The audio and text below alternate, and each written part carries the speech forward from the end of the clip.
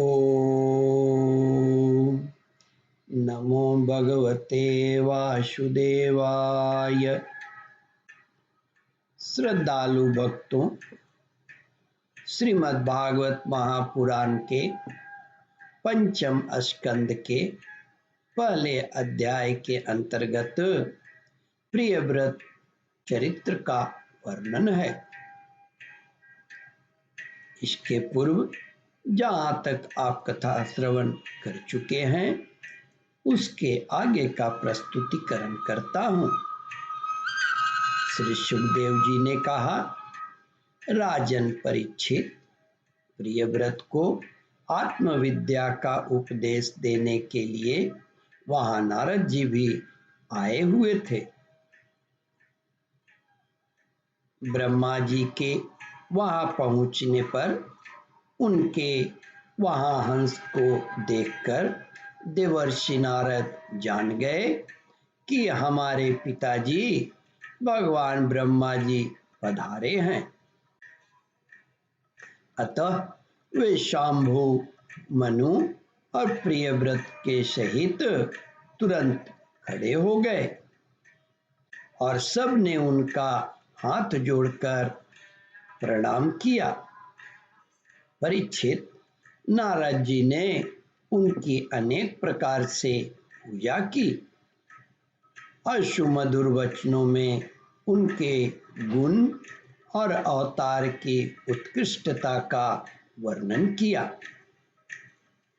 तब आदि पुरुष भगवान ब्रह्मा जी ने प्रियव्रत की ओर मंद मुस्कान युक्त दया दृष्टि से देखते हुए इस प्रकार कहा।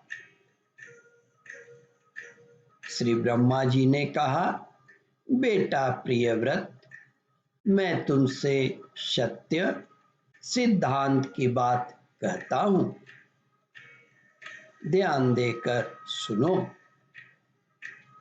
तुम्हें अप्रमेय श्री हरि के प्रति किसी प्रकार की दोष दृष्टि नहीं रखनी चाहिए।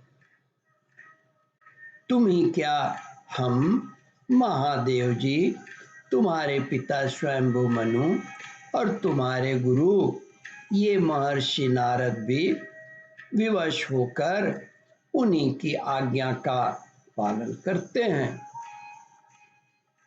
उनके विधान को कोई भी देधारी न तो तप, विद्या, योग बल या बुद्धि बल से, न अर्थ, न धर्म की शक्ति से और न स्वयं या किसी दूसरे की सहायता से ही टाल सकता है। प्रियवर उसी अव्यक्त ईश्वर के दिए हुए शरीर को सब जीव जन्म, मरण, शोक, मोह, भय और सुख दुख का भोग करने तथा कर्म करने के लिए सदा धारण करते हैं। श्री ब्रह्मा जी ने कहा, वत्स, जिस प्रकार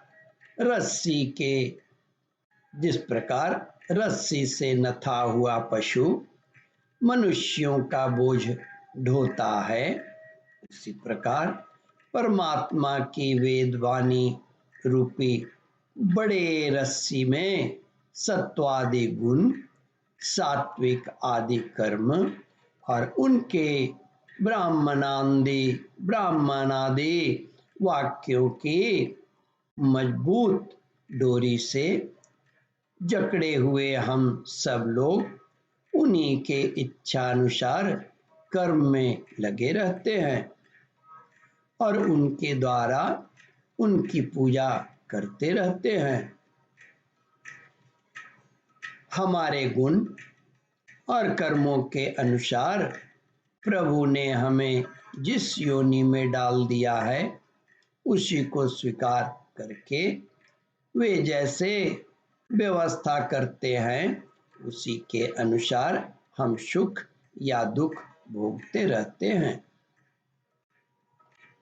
हमें उनकी इच्छा का उसी प्रकार अनुसरण करना पड़ता है जैसे किसी अंधे को आंख वाले पुरुष का करना पड़ता है।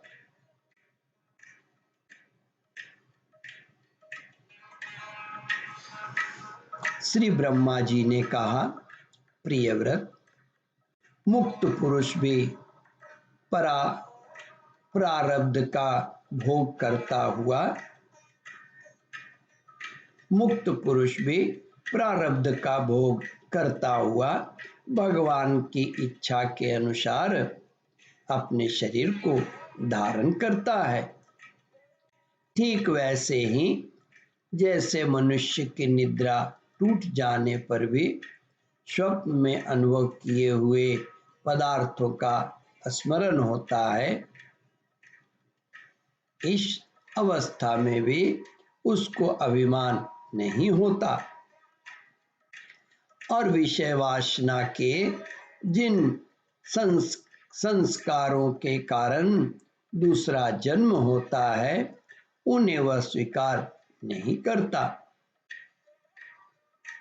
जो पुरुष इंद्रियों के वशीभूत हैं वह वन वन में विचरण करता रहे तो भी उसे जन्म मरण का भय बना ही रहता है, क्योंकि बिना जीते हुए मन और इंद्रिय रूपी उसके 6 शत्रु कभी उसका पीछा नहीं छोड़ते। जो बुद्धिमान पुरुष इंद्रियों को जीतकर अपनी आत्मा में ही रमन करता है, उसका गृहस्थाश्रम भी क्या बिगाड़ सकता है।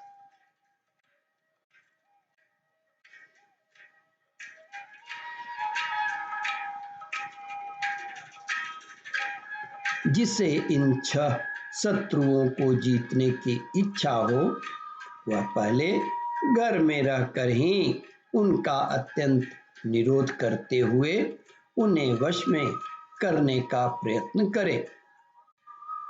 किले में सुरक्षित रहकर लड़ने वाला राजा अपने प्रबल शत्रुओं को भी जीत लेता है। फिर जब इन शत्रुओं का बल अत्यंत क्षीण हो जाए तब विद्वान पुरुष इच्छा अनुसार विचर सकता है। तुम यद्यपि श्री कमलनाभ भगवान के चरण कमल की कली रूप किले का आश्रय लेकर इन 6 शत्रुओं को जीत चुके हो, तो भी पहले उन पुराण पुरुष के दिए हुए भोगों को भोगो।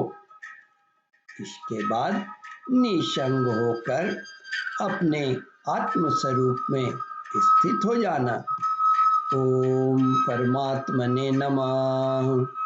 श्रद्धालु भक्तों, इस कथा को ध्यान पूर्वक श्रवण मनन और इसका चिंतन करें।